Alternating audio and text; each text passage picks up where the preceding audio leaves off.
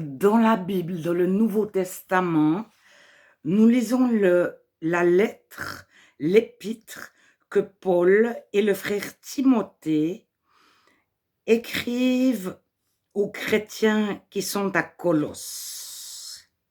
Épître de Paul aux Colossiens, chapitre 3, verset 11. Il n'y a ici ni grec, ni juif, ni circoncis, ni incirconcis, ni barbare, ni chiite, ni esclave, ni libre, mais Christ est tout et en tous. Ainsi, comme des élus de Dieu saints et bien-aimés, revêtez-vous d'un trait de miséricorde, de bonté, d'humilité, de douceur, de patience. Donc, grecs, juifs, barbares, chiites, c'était des groupes de personnes d'origine différentes. En Paul aux Galates, au chapitre 3, au verset 26, nous lisons: « Car vous êtes tous fils de Dieu par la foi en Jésus-Christ. Vous tous qui avez été baptisés en Christ, vous avez revêtu Christ. Il n'y a plus ni juif ni grec. Il n'y a plus ni esclave ni libre. Il n'y a plus ni homme ni femme, car tous vous êtes un en Jésus-Christ. » 1 Corinthiens 12, 13 dit pratiquement la même chose. Alors, les listes ne sont pas tout à fait les mêmes. Dans Galates, il n'est pas parlé des Chites et des barbares, et de Colossiens, il n'est pas parlé des hommes et des femmes. Alors, je pense que la liste n'est pas exhaustive, c'est-à-dire pas complète. On pourrait la compléter encore et encore. Les pauvres, les riches, les personnes différentes d'autres personnes. Alors, dans les réveils du passé, beaucoup ont vécu ça. Par exemple, le réveil qui a eu lieu en 1860-65 et qui a duré jusqu'en 1920. Les fondateurs de l'armée du salut, le couple William et Catherine, sa femme, donc le couple Booth, B-O-O-T-H. Ils n'ont pas créé une église, ils ont créé une œuvre. C'est-à-dire, William Booth évangélisait à Londres. Londres était la plus grande ville du monde à cette époque. Et elle était entourée de bidonvilles. Et il y avait des travailleurs pauvres qui travaillaient dans les mines, mais des heures par jour, les enfants travaillaient dans les mines. Et il y avait énormément de délinquance, des enfants des rues, des femmes qui se vendaient pour pouvoir manger. Il y avait de la drogue, c'est-à-dire de l'opium et des synthèses de l'opium, etc. Et beaucoup d'alcool. Et il y avait une telle séparation entre les riches et les pauvres que les riches ne réalisaient pas du tout que les pauvres vivaient dans des bidonvilles et dans les rues, ils avaient des fois un espèce de toit. Alors, William Booth, avant même de se marier, montait sur une chaise dans les quartiers des marécages pour annoncer l'évangile, pour prêcher. Et il s'est rendu compte que toutes ces personnes manquaient de tout. Et Il a créé des abris chauffés pour la nuit avec des bancs pour pouvoir s'asseoir.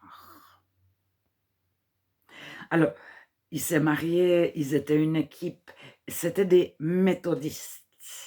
Ils provenaient d'un réveil précédent.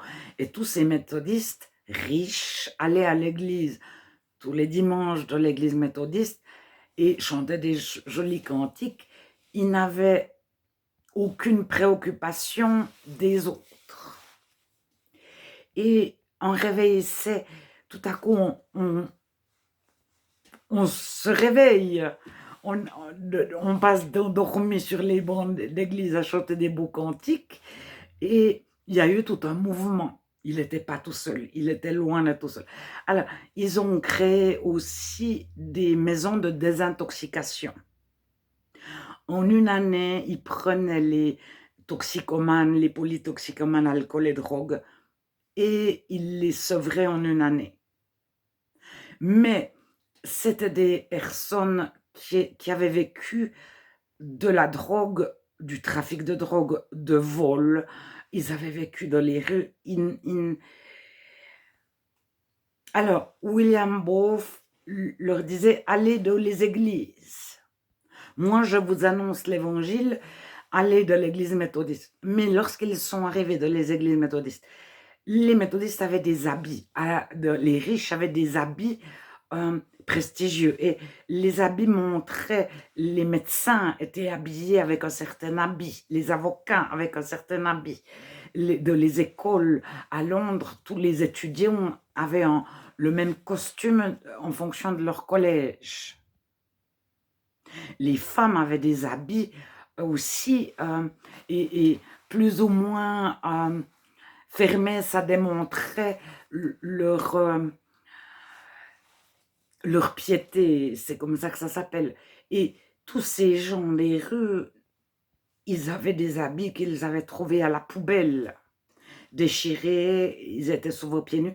Alors, ils avaient la gale, ils avaient des poux, etc. Et ils ne savaient pas l'anglais, ils parlaient un langage des rues. Et quand ils sont arrivés dans les églises, les bien chrétiens, bien riches, ils ne sentaient pas très bons. Ces personnes n'avaient pas de salle de bain. Ils avaient les pieds sales, mais pas que les pieds. Et ils se sont sentis méprisés dans les églises baptistes, méthodistes, etc. Alors, c'est pour ça qu'il a été créé le costume de l'armée du salut. En fonction de l'époque, ils ont créé quelque chose qui n'était ni le costume de l'avocat, ni le costume du médecin, ni le costume ceci, cela, et ils leur ont distribué, c'était leur donner une dignité. Alors, après que ce costume ait duré sur des générations, alors que les habits ont changé, c'est un autre débat. Mais à cette époque, ils ont créé des dortoirs, des abris pour recueillir les femmes.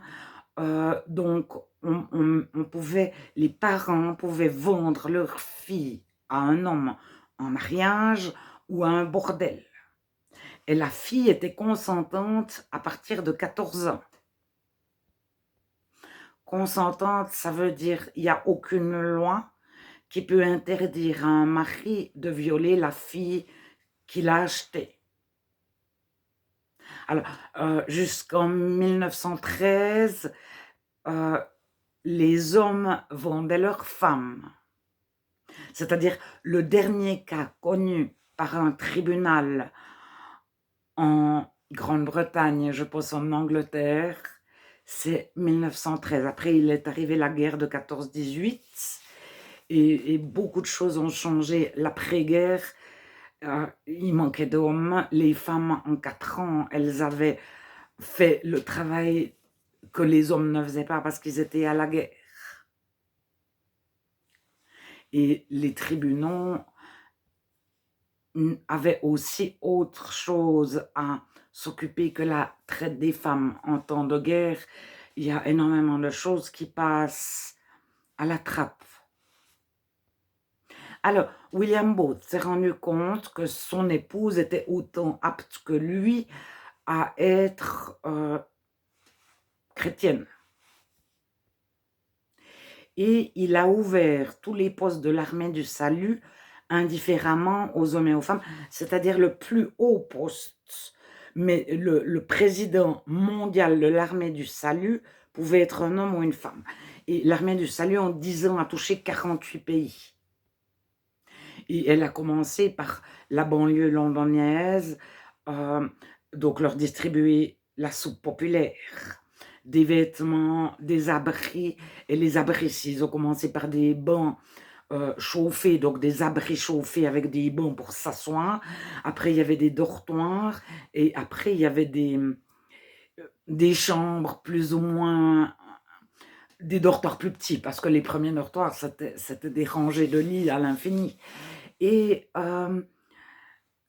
après, ils sont arrivés sur le marché du travail pour procurer du travail. Alors, la question centrale de l'armée du salut, tous les 10 ans, ils se demandaient si il fallait être humaniste et donner à manger aux personnes, enfin, des soins, ou s'il fallait être chrétien, évangéliste, évangéliser, leur annoncer l'évangile, ce qui ne veut pas dire évangélique. Et lequel des deux devait passer en premier? Parce que celui à qui on donne de quoi se nourrir, même on lui donne un travail, la possibilité d'apprendre à lire et écrire, parce que les écoles obligatoires, ça vient en 1900, après-guerre. Mais à cette époque, personne ne savait lire dans les bas-fonds des grandes villes. Donc c'était des métropoles, il y avait le centre-ville avec des maisons, elles étaient entourées de bidonvilles. Mais que ce soit Londres, mais Liverpool, etc., etc. Et ça commence de la Grande-Bretagne, donc de l'île de la Grande-Bretagne, et ça va jusqu'aux États-Unis. 48 pays sont touchés. Et il y a des milliers, des millions de repas distribués chaque jour, des vêtements, etc., etc. Alors, la personne qui mange, qui a tout, elle n'a pas son cœur transformé par Dieu. Si elle vole, elle a une mentalité de voleur, qu'elle soit de la rue ou bien scolarisée, elle va continuer sa mentalité de voleur. Si elle devient chrétienne, sa loi, c'est aimer, c'est-à-dire prendre soin des autres. Alors, au début, il y avait à peu près personne à l'armée du salut et il y avait des milliers de nouveaux. Et on a demandé à William Booth qui seront les responsables de vos groupes. Et il a dit, c'est les gens de la rue qui deviendront les responsables. Alors, il leur apprenait à lire, à écrire autant qu'ils pouvaient et à lire la Bible tout seul. Et au bout de 3 mois de formation, ils étaient soldats. Alors, ils ont eu des grades, une hiérarchie en fonction de ce qu'ils avaient appris. C'était pas une église, c'était une homme. Mais William Booth, il n'avait compris que prêcher à la façon des pasteurs de l'époque, ces personnes, ça ne les intéressait pas.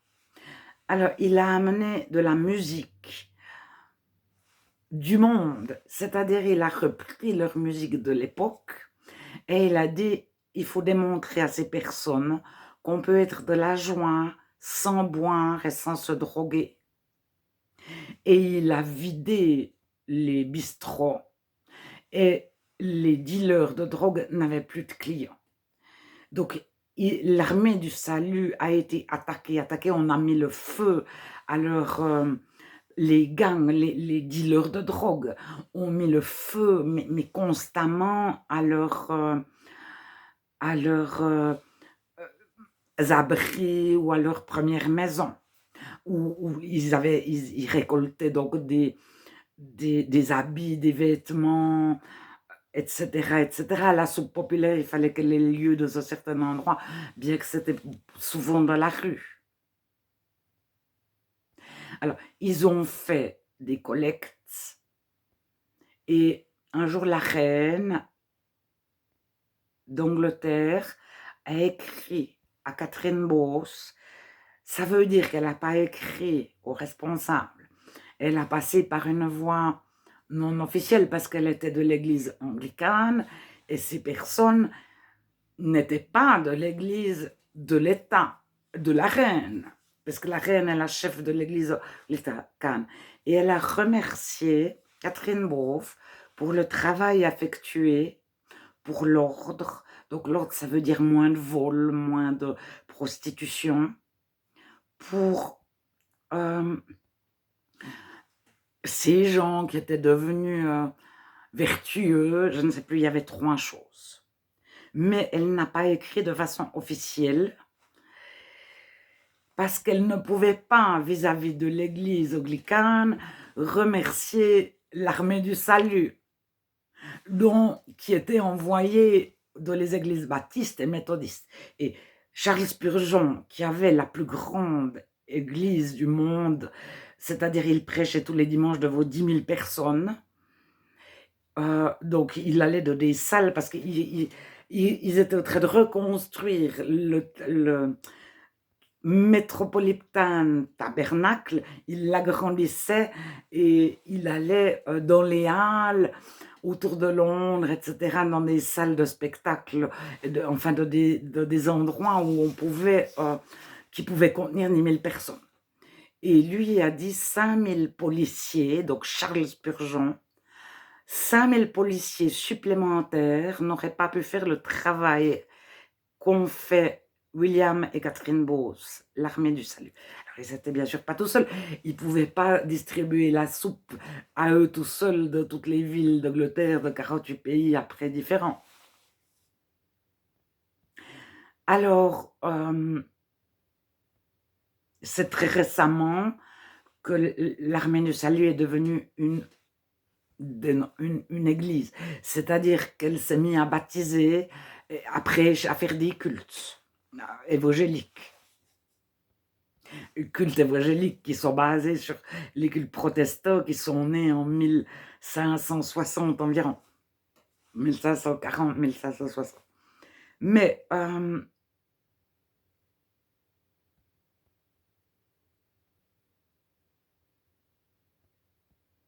j'ai parlé dans d'autres vidéos que le chrétien n'a pas de leader.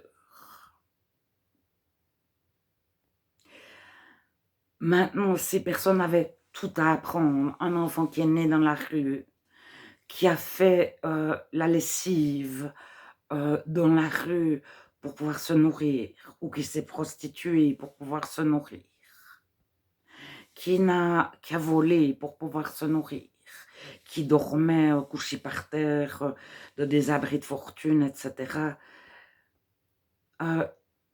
Ils ont reçu une éducation. Et Charles Spurgeon, qui était baptiste, a créé une école de pasteurs et il a ouvert l'école de pasteurs aux gens des rues. La première chose, ils apprenaient l'anglais, c'est-à-dire à parler un anglais qui n'était pas l'anglais des rues, c'était 2 langues différentes. Ils apprenaient à lire et à écrire et ils apprenaient la Bible. Et ils pouvaient être pasteurs sans savoir le grec et l'hébreu. Mais en option, ils pouvaient apprendre le grec et l'hébreu parce que quelqu'un qui avait suivi une scolarité ou qui avait été, disons, qui avait appris à lire et écrire à 15 ans, il pouvait éventuellement se rattraper, apprendre le grec, l'hébreu, etc., etc. Quelqu'un qui se convertissait, qui allait à l'armée du salut à l'âge de 30 ans, qui avait déjà une famille, on ne pouvait pas lui demander. Voilà.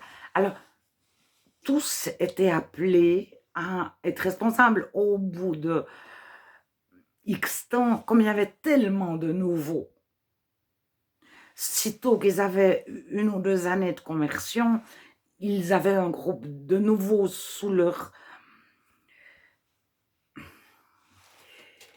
responsabilité.